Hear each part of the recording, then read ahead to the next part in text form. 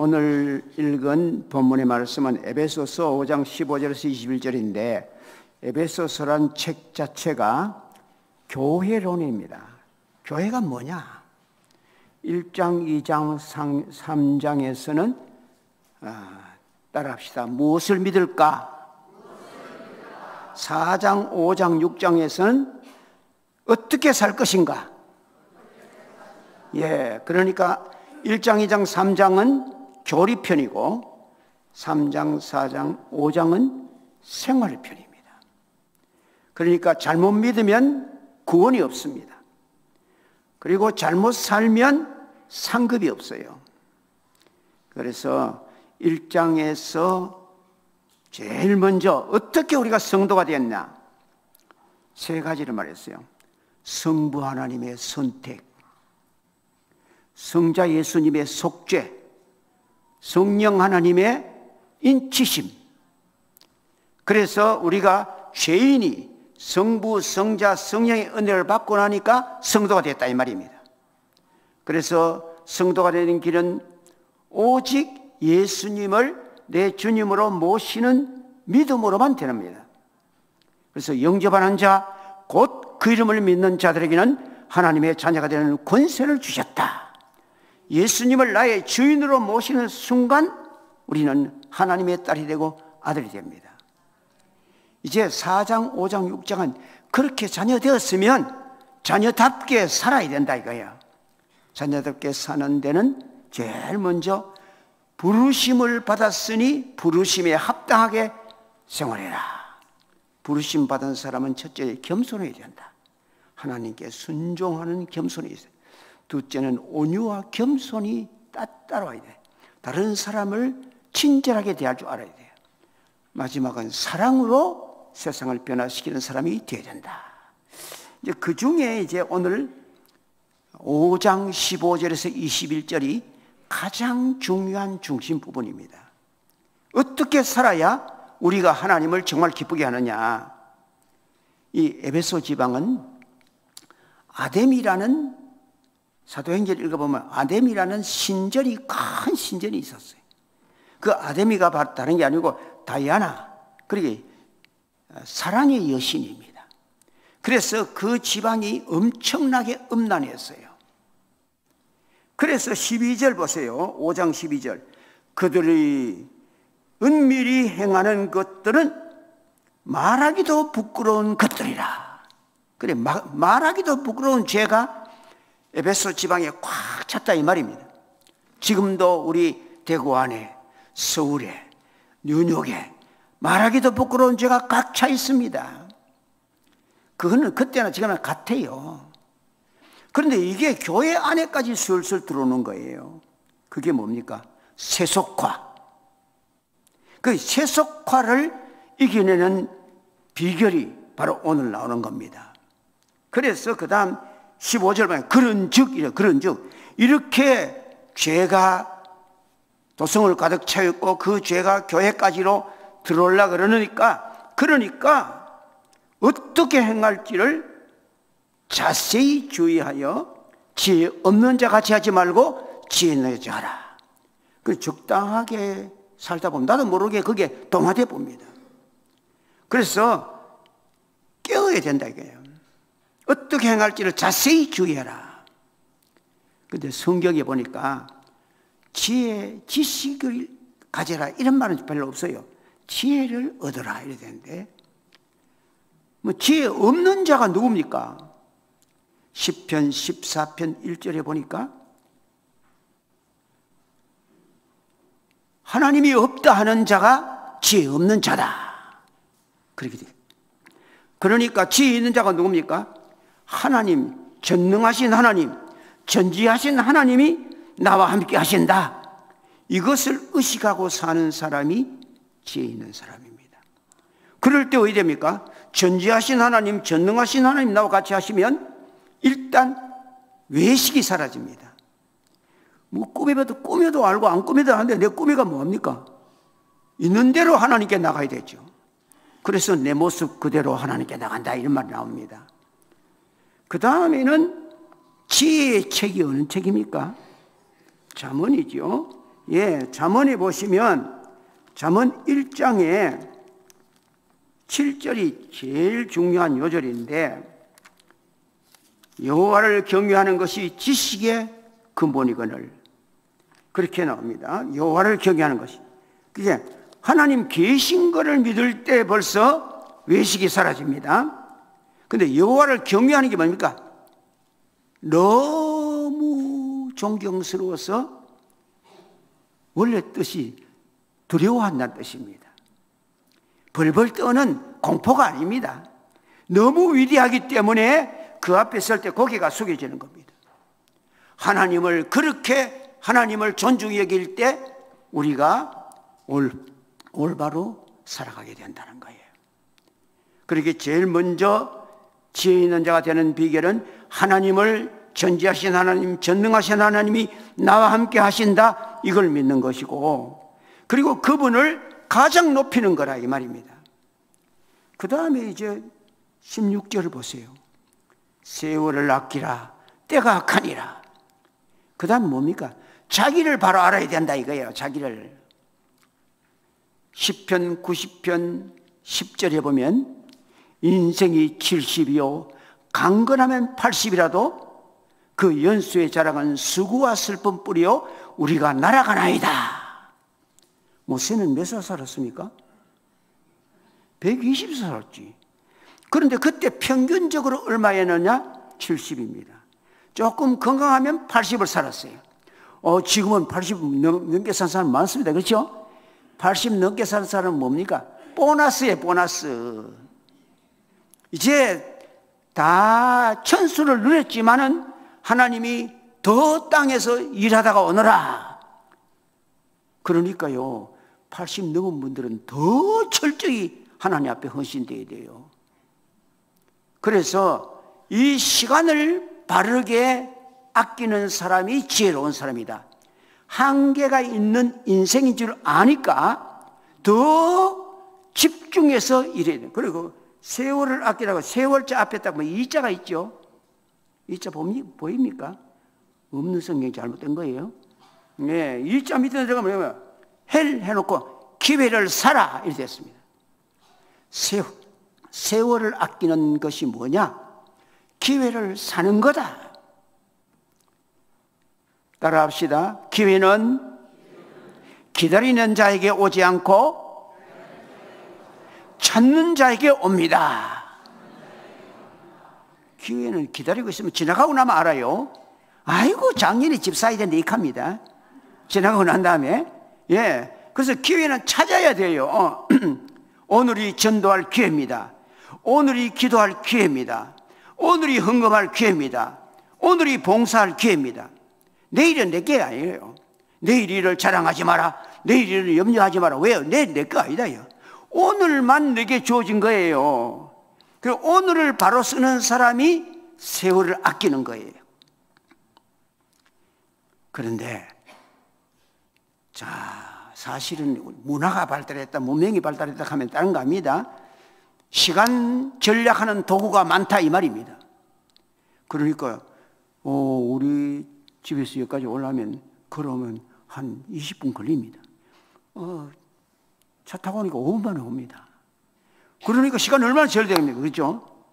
그 다음에 빨래도 세탁기 해놓고 성경 봐도 빨래 잘 빨립니다.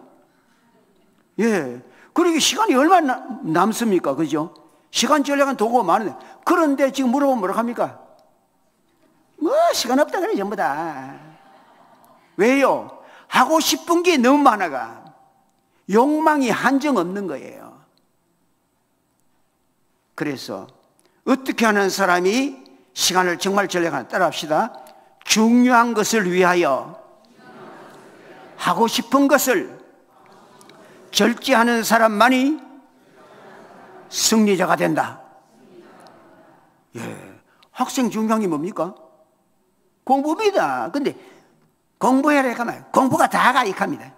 다는 아니라. 그럼 중요합니다. 공부 안 하면 월말고사 칠 때 찔찔 짭니다. 하고 싶은 건 뭐냐? 운동 경기 보러 가는 거, 그다음에 핫도그 먹는 거, 이게 했었습니다. 그건 안 해도 후회 안 합니다. 예, 중요한 것은 안 하면 후회합니다. 그래서 중요한 것을 위하여 하고 싶은 것을 절제해서 중요한 데 내 시간을 집중하는 것이 세월을 아끼는 거다 이 말이에요. 왜 그렇습니까? 때가 악하니라. 때가 선한 것 같으면 시간 놔두면 지절로 어디로 갑니까? 선한 데로 흘러갑니다. 때가 악하니까 시간 그대로 놔두면 어디로 흘러갑니까? 악한 데로 흘러가요.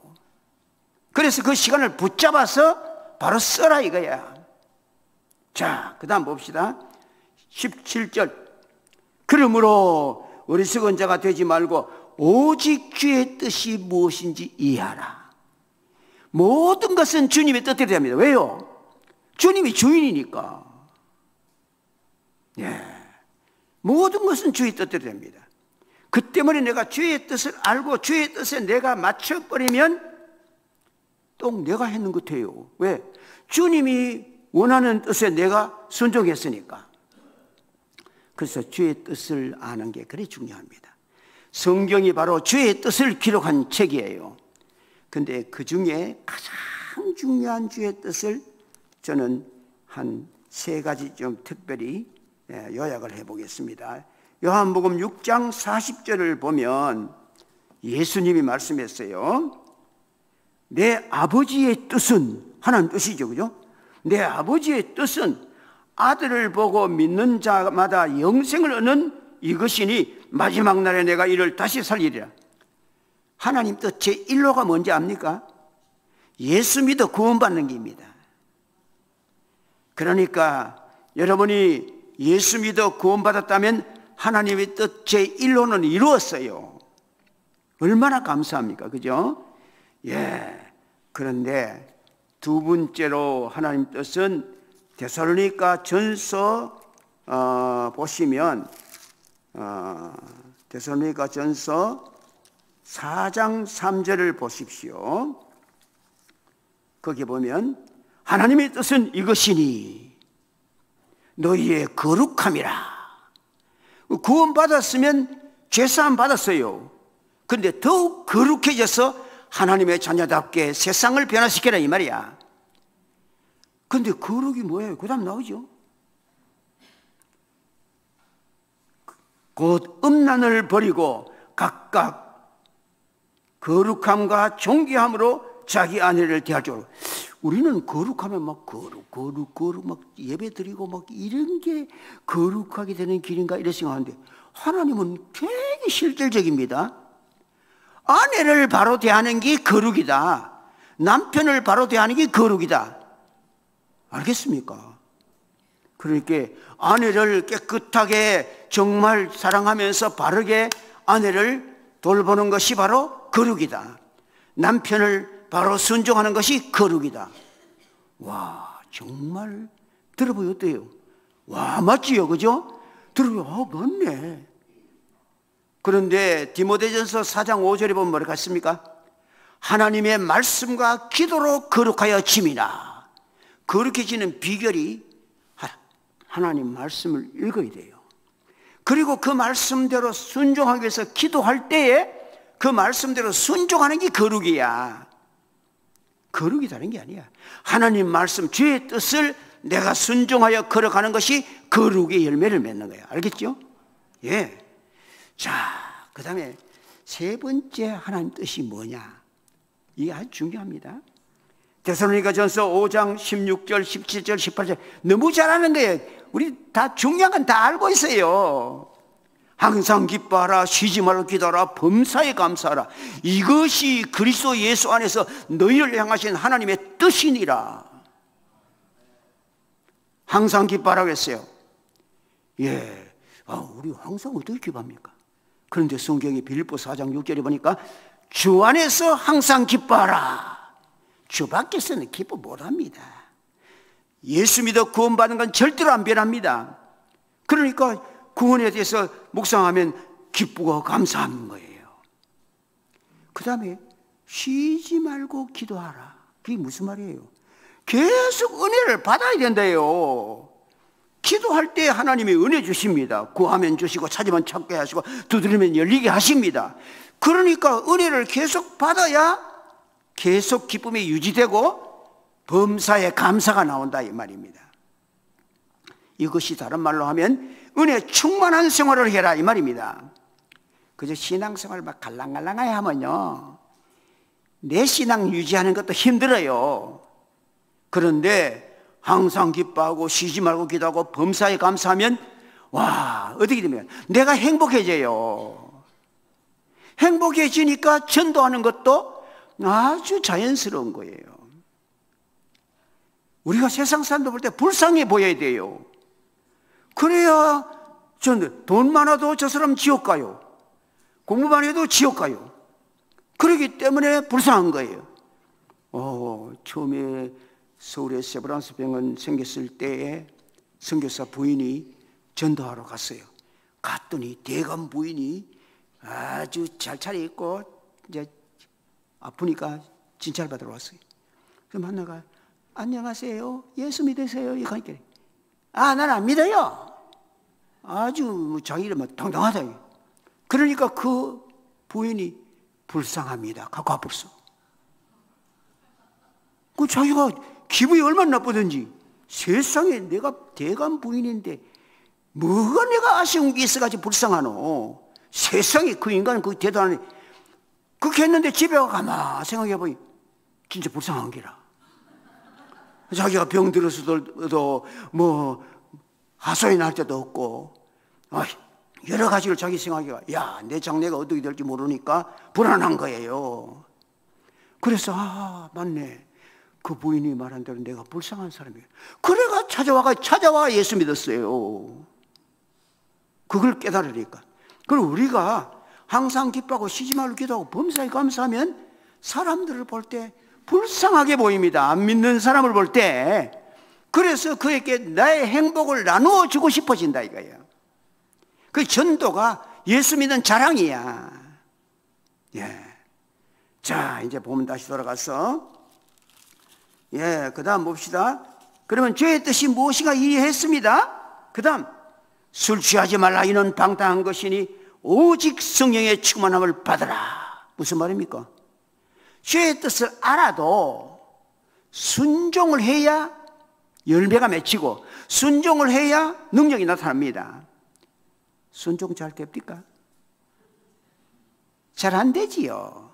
그래서 하나님께서 너 힘으로 안 돼. 힘으로도 안 되고 능으로도 안 돼. 오직 여호와의 신으로 되느니라. 그래가 성령 충만함 받으라 이거예요. 그러니까 여러분, 성령 충만함 받고는요, 제대로 여러분이 감사하며 살아갈 수 없습니다. 그래서 성령 충만을 받으라. 그래, 이건 명령입니까? 권고입니까? 명령이에요. 그러면 순종 안 하면 죄입니까? 죄 아닙니까? 죄라요. 성령 충만 안 하고 적당하게 사는 건 하나님 기뻐 안 해요. 그럼 성령 충만하면 어떻게 받는가? 성령 충만 제일 먼저 받았던 때가 언제입니까? 사도행전 2장입니다. 오순절. 자, 2장 30절 보세요. 그들이 이 말을 듣고 마음에 찔려 베드로와 다른 사도들에게 물어 이르되, 형제들아, 우리가 어찌할꼬 하거늘. 베드로가 이르되, 너희가 회개하여 각각 예수 그리스도 이름으로 세례를 받고 죄사함을 받으라. 그리하면 성령의 선물을 받으리라. 그러니까 회개해야, 더러운 것을 내버려야 깨끗한 걸 담아주는 거예요. 그래, 우리가 예수 믿을 때 구원에 회개했어요. 그렇지만 살아가며 또 죄를 지어요. 그때마다 빨리 자백하고 돌아서요. 성령 충만을 한 번 받아도 되는 게 아니고 계속 받아야 됩니다. 그래서 회개는 하나님 앞에 있는 대로 내놓는 거예요. 회개할 때 제일 잘못된 게 뭡니까? 핑계입니다. 막 그래가 할 수 없어가 내가 그러게 되었습니다. 이건 안 돼요. 주여, 내가 잘못했습니다. 용서해 주옵소서. 나가면 정결하게 해줍니다. 그 다음에 왜 됩니까? 그 다음에 구해야 돼요. 누가복음 11장 13절에 너희 악한 자로 너희가 악할지라도 자식에게 좋은 걸 줄 줄 알거든 하물며 하나님께서 구하는 자에게 성령을 주지 않겠느냐. 마태복음에는 좋은 걸 주지 않겠고 누가복음에는 그걸 좀 더 심층해서 성령을 주지 않겠느냐. 여러분이 기도하면요 성령의 은혜를 줍니다. 여러분 돈 때문에 기도해도 돈만 주시는 게 아니에요. 돈 문제를 해결하면서 성령의 은혜 줍니다. 여러분 몸이 아파가 막 기도하죠. 병도 나수치만은 성령의 은혜도 같이 줍니다. 그래야 병 나서도 그 온 몸을 바로 쓰지. 알겠습니까? 그 때문에 기도와 성령 충만은 어쩔 수 없는 관계가 있어요. 그리고 첫째는 회개해야 됩니다. 둘째는 뭐예요? 간구해야 돼요. 그 다음에 야고보서 1장 5절에서 8절에 보면 너희가 지혜가 없거든 후히 주시고 꾸짖지 않는 하나님께 구하라. 그리하면 주시리라. 믿음으로 구하고 조금 더 의심하지 말지니 의심하는 자는 바다 물결같이 아무것도 없기를 생각하지 마라. 믿어야 된다. 믿어야 돼. 되게 여기 와서 잘 안 돼. 회개하고 간구까지 잘하는데 간구는 안 믿어요. 내가 이리 한번 기도하다가 주겠나. 와. 그래서 하나님께서 이걸 아시고 성경에 그걸 다 기록해 놨어요. 예수님이 변화산에서 내려오셨어요. 내려오니까 9 제자가 거기서 쩔쩔매고 있었어요. 왜? 어떤 사람이 귀신 들린 아들을 데려왔어. 이 귀신이 들려가 간절히 역사하는 거야. 불에도 넘어지고 물에도 넘어지는 거야. 그래 와서 제자들한테 좀 나서주세요. 귀신 좀 내주세요. 제자들이 기도하고 안수하고 별걸 다 하면 안 되는 거예요. 그때 예수님이 오셨거든. 그러니까 이 아버지가 뛰어와서 예수님, 내 아들이 물에도 넘어지고 불에도 넘어집니다. 귀신이 들렸습니다. 제자들에게 쫓아내도록 했더니 못합니다.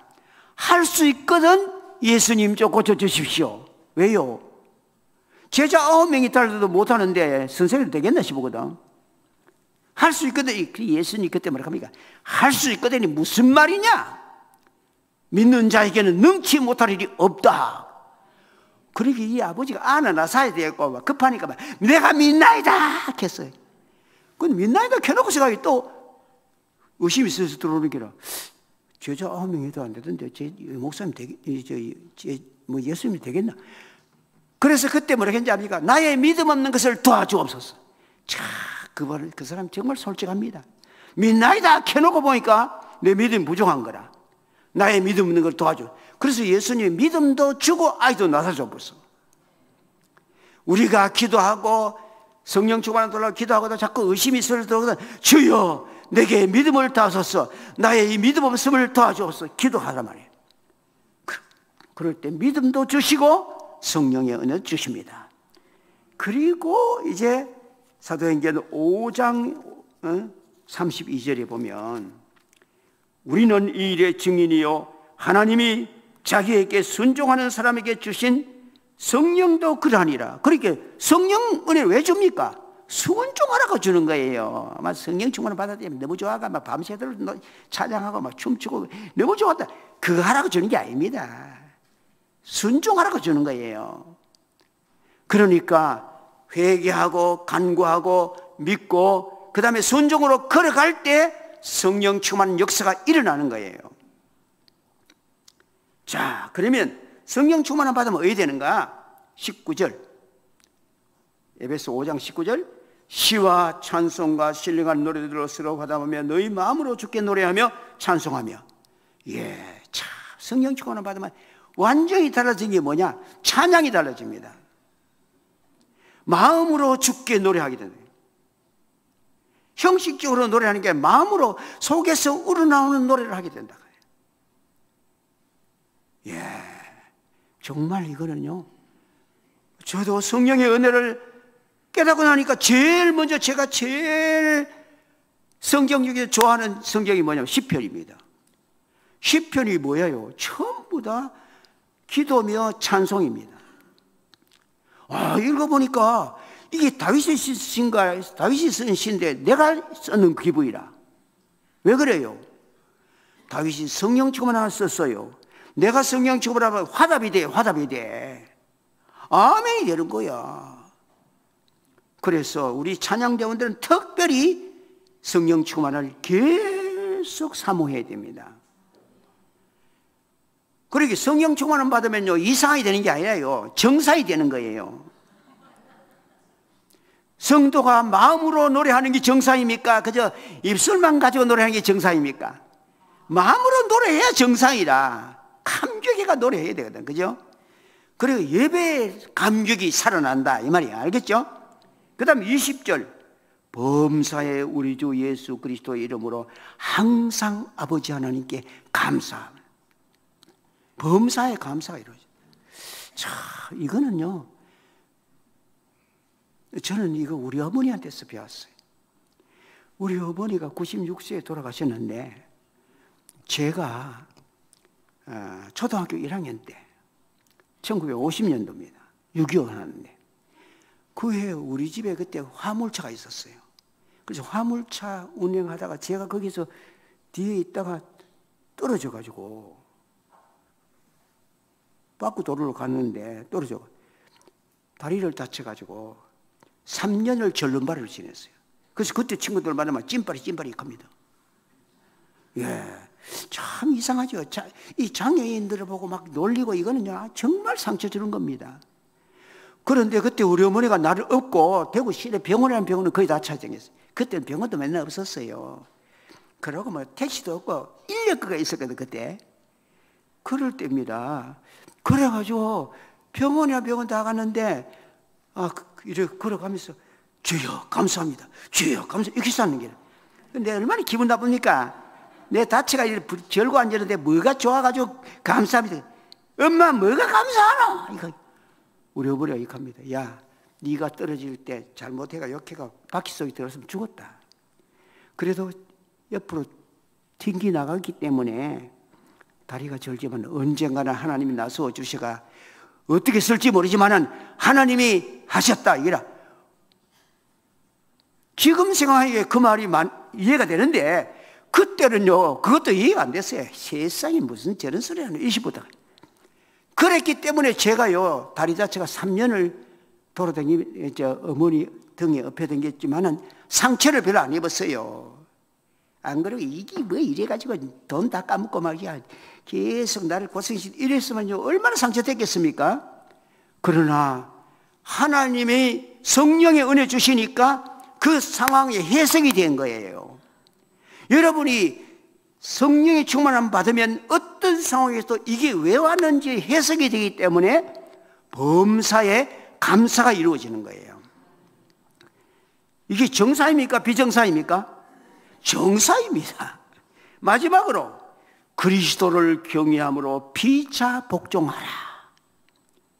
하나님 예수님을 존경함으로 예수님이 원하는 게 뭡니까? 피차 복종이 뭡니까? 서로 섬기라 이거예요. 겸손해진다 이 말입니다. 성령 충만함 받으면 겸손해서 서로 섬기게 된다. 그래서 다음 절 뭐예요? 아내들이여 남편에게 복종하기를 주께 하도록 일어난 거예요. 이게 성령 충만함 받아야 아내가 남편에게 복종하지. 안 그러면 남녀 동등인데 무슨 소리야 이러는 거니까. 그런데 성령 충만할 때 복종이 되는 거예요. 또 성령 충만할 때 남편들아 아내 사랑하기를 그리스도께서 교회를 위해서 자기를 주신 같이 하라. 와, 남편에게는 명령이 더 강력합니다. 예수님처럼 완전히 죽으라 이게입니다. 그러니까요 그런 남편 같으면 복종해도 아무 손해 안 봅니다. 예, 그러니까 성령 충만함 받을 때 그게 이루어지는 거예요. 그 섬김이 나온다 이 말이에요. 그게 얼마나 중요합니까? 그래서 성령 충만할 때 제일 먼저 찬양이 달라집니다. 둘째 뭡니까? 범사에 감사해집니다. 세 번째 뭡니까? 섬길 줄 알게 된다 이거예요. 이게 다 가장 지혜롭게 사는 비결이었습니다. 그러니까 먼저는 참 하나님 계심을 날마다 우리는 의식하고 삽시다. 하나님께서 전지하시고 전능하신 하나님이 나와 같이 하십니다. 내가 세상 끝날까지 너희와 항상 함께 하리라 약속했잖아요. 그러면 외식할 수가 없어요. 그리고 여호와를 경외함이 지식의 근본이라 하나님을 최고로 높일 때 우리가 정말 모든 것이 해석이 된다고. 그리고 이제 우리의 연약함을 알아서 우리의 시간을, 현재를 하나님 뜻대로 사는 자가 되어야 됩니다. 그러니까 내일로 미루면 안 돼요.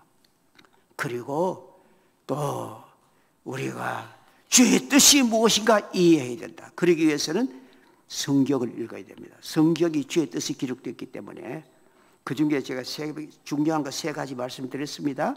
예, 이 은혜 받아서 성령 취급하면 열매 맺고 복음 전하는데 전력으로 헌신되기를 주의 이름으로 축원합니다.